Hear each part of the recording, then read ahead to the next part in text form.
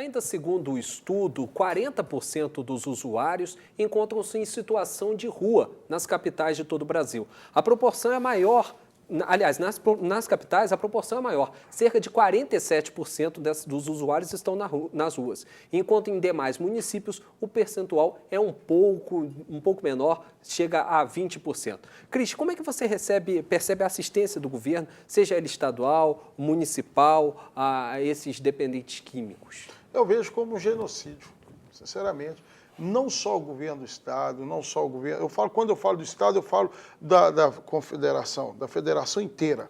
Eu vejo que o Brasil hoje, ele mata mesmo, mata sem dó. Porque se existe quem cria a droga, o Estado paralelo, enquanto eu, Estado, 6 horas da tarde vou para casa, 10 horas da noite fecho a escola, o Estado paralelo ele continua trabalhando ali o tempo todo, 24 horas. E nós do Estado, nós que somos funcionários públicos, que somos pagos pela sociedade para cuidar dela, estamos em casa. Então eu vejo que o Estado não tem muita responsabilidade com o usuário, não. Eu fui às ruas para poder ver qual é essa realidade. Afinal de contas, a pesquisa tipificou, botou em números, eu fui à rua poder ver. Ouvi especialistas e também ouvi o depoimento de quem já esteve lá no fundo do poço, usou drogas e agora tenta dar uma nova caminhada. Confira.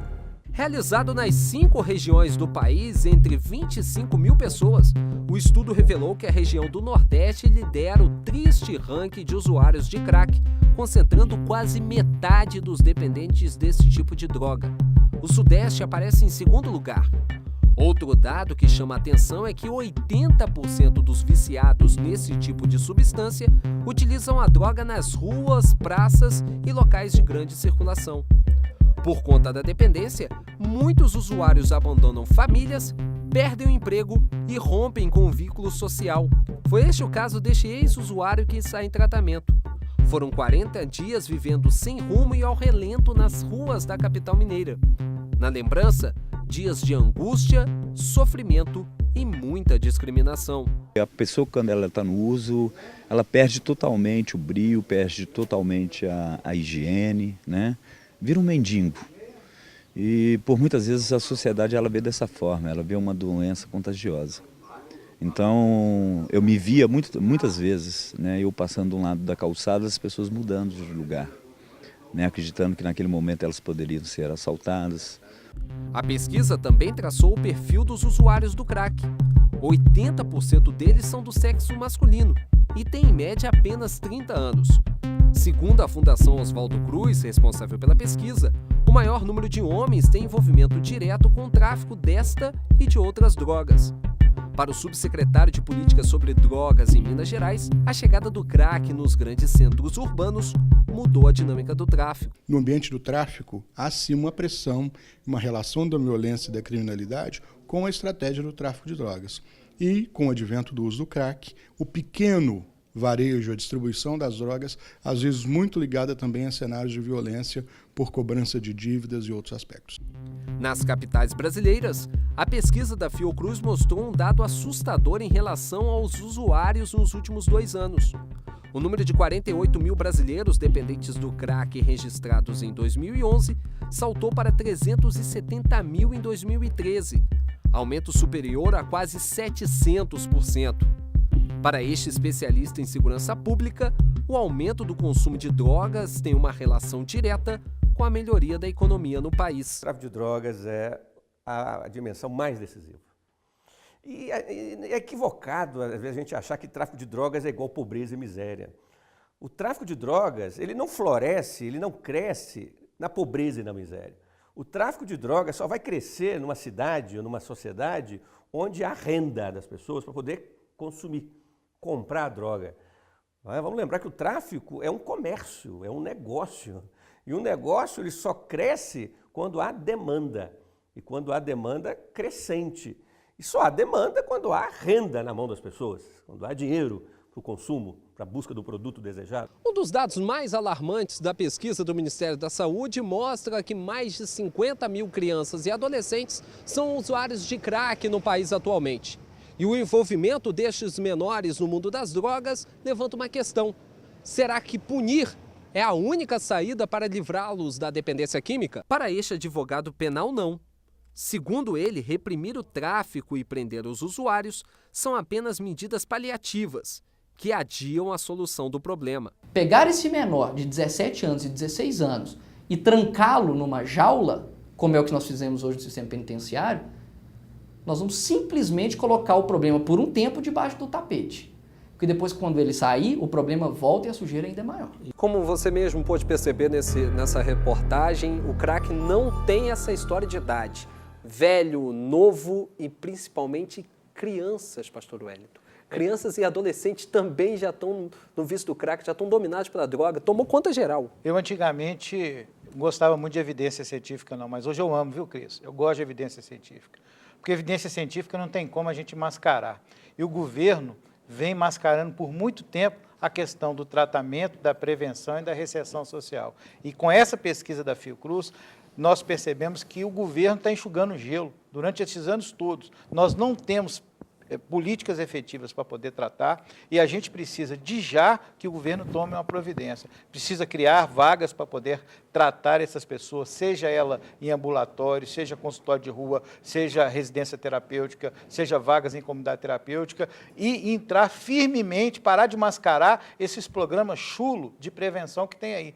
Na verdade, nós precisamos fazer uma prevenção porque é o volume maior das pessoas, a cada momento as pessoas têm entrado muito na questão da droga e a gente vê que o governo tem feito uma maquiagem muito grande, gasta-se dinheiro com muito papel, mas efetivamente nós não temos nenhum programa efetivo que traga um resultado com começo, meio e fim. Quem vem fazendo isso muito bem é o Proerd, mas a gente vê que também precisa de ampliar, falta financiamento. Então a gente vê que tem vários trabalhos, as comunidades terapêuticas mesmo, como o Leandro falou no bloco anterior. Lá é um local protegido, mas hoje nós temos no Brasil 1.800 comunidades terapêuticas, 56 mil pessoas estão internadas e a maioria delas não recebe R$1 do governo.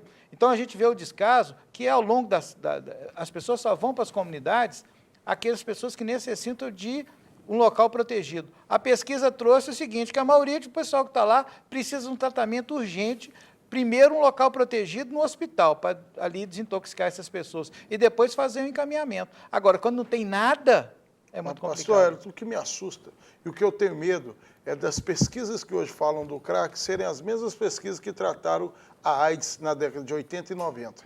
Na década de 80 e 90, você não discutia outra coisa, outro tipo de doença, a não ser AIDS. Agora, na nossa época, agora nós estamos discutindo o crack. Resolveu o problema da AIDS? Não resolveu, mas encostou e agora vem outro problema. Mas, na verdade, eu não resolveram o problema da AIDS. Mas, pelo menos, mas criaram-se programas, pararam de brincar e houve um enfrentamento grave e diminuíram muitos índices. Tanto que o Brasil então, tem... eu percebo que se eles encarassem com seriedade, igual eles encararam na época da questão da AIDS, eu acho que nós iríamos melhorar muito a efetividade dos programas. Mas aí que eu queria concluir, a AIDS não vai chegar nunca na AIDS, porque a AIDS começou de cima para baixo. Começou a morrer rico para depois morrer pobre. O crack começou a morrer pobre para depois morrer rico. Então, nós estamos falando de um inverso. Então, para chegar o mesmo tratamento que teve a AIDS, nós não vamos chegar, porque começou de cima. Você entendeu? E falando nisso, a própria pesquisa ainda demonstra que 80% desses usuários de crack são pobres e negros. Então, por que vamos resolver esse problema?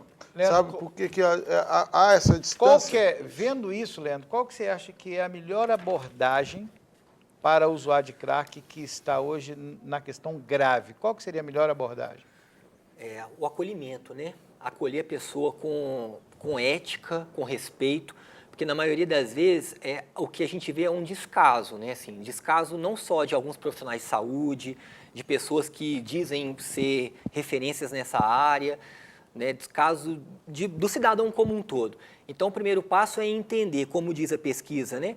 Que são pessoas que estão passando por um problema de saúde com relação ao uso da droga, que tem uma diferença entre o uso e a dependência. Sim. Então, a gente entender que isso é um problema de saúde e buscar atender e proporcionar para essas pessoas a melhor forma possível. Então, quando você fala acolher, é por isso que, em alguns momentos, eu discordo do consultório na rua. Porque o consultório ele escuta e muito mal, ele não acolhe. Eu acho que deveria tirar a pessoa do ambiente para acolher, para poder fazer um encaminhamento. Por isso que muitas das vezes eu critico a questão da ação do consultório na rua, e eu faço o consultório num outro programa, que é o Território, A Aliança Voa, na verdade, nesse mesmo contexto, não deu certo em Belo Horizonte, porque eles queriam que a gente distribuísse ali camisinha, lubrificante, ou seja, preservativo, por isso não deu certo. E aí eles acabaram jogando água no povo essa semana. Então, isso eu vejo que é um desrespeito com o cidadão que está lá na Cracolândia, porque os meninos, na verdade, quando você começa a conversar, nós vimos no começo do bloco, as pessoas não aguentam nem falar, vocês não aguentam nem falar como que eles eram, alguns cobriam até a cabeça, você viu o relato das pessoas. Então, quando você fala de acolhimento, e acolhimento para mim é quando você abraça aquela pessoa no sentido assim, vou te escutar para ver o que é de melhor que eu posso criar para você. Mas, criar um projeto terapêutico. Né? Mas Carlão, você como pai, você prefere que o Estado esteja o serviço de acolhimento ou o serviço da prevenção? Vou colocar mais uma. Carlão, como é que foi a sua saída? Como é que foi essa abordagem para você começar a dar o passo para sair da dependência? Primeiramente, que qualquer um que está hoje usando o crack, que está na droga, o crack, a coisa que ele mais quer hoje é sair da droga. Ele não consegue sair dela. Mas se você chegar hoje para um cara e perguntar ele assim, você está gostando dessa vida? Ele vai falar que não, ele quer sair. E o que aconteceu comigo foi o quê? De cara, eu comecei a ver, enxergar o que o crack estava fazendo comigo. Ele não estava só me destruindo. Eu estava fumando uma pedra de crack e meus meninos estavam dando uma bola junto, minha mulher estava dando uma bola junto, porque a droga vem arrastando todo mundo, né? Vem sofrendo aqueles que estão ali atrás da gente. Filho, esposa, no meu caso, né? Começou primeiro lá com a minha família. Então, quando eu me vi aquilo, eu vi a minha família saindo pelas minhas mãos. E eu não conseguia parar de usar crack. Então, eu pensei em buscar ajuda. Não conseguia como, Carlão? Tentei começar a buscar das formas que eu conseguia ver. Quando eu vi esse projeto lá na Ezequiel Dias, que a moça falou comigo, ó, tem lá um pessoal lá que vai te olhar. Eu precisava. Você perde o quê? Perde a noção da realidade? Perde a percepção do como é a sua vida? Como é que a droga afeta mesmo diretamente a questão do convívio social? Eu conversando com os meninos durante a semana, eles falavam comigo justamente isso, que eles perdem a referência completa. O crack, ele é diferenciado de qualquer outra droga. A maconha, você fuma ali um baseado, fica olhando para o alto igual bobo, a cocaína você cheira, fala igual papagaio. O crack te leva para a lama. O crack você não quer fazer nada a não ser. Eu falo que é uma panela de pressão, que entra em 1 segundo, ela entra em... Puff, e com 10 ela vai embora. E ali, a partir do momento que você começa a usar aquilo, que o seu corpo adapta com aquilo, quando ela esvazia, você tem que ter mais. Quando esvazia, você tem que ter mais. Leandro, deixa eu fazer uma pergunta para você, que é importante o telespectador que está nos vendo, aqueles que querem sair igual o Carlão. E o governo, ele dá uma bolsa para as pessoas tratarem. Como que é isso? Você poderia explicar um pouquinho do cartão Aliança, como que a família tem acesso, as pessoas que atualmente estão aqui em Belo Horizonte e no nosso estado, porque, ou seja, várias cidades nos assistem nessa hora. O programa do governo do estado, a prefeitura dos municípios, né, ela adere ao programa, a prefeitura então faz a adesão.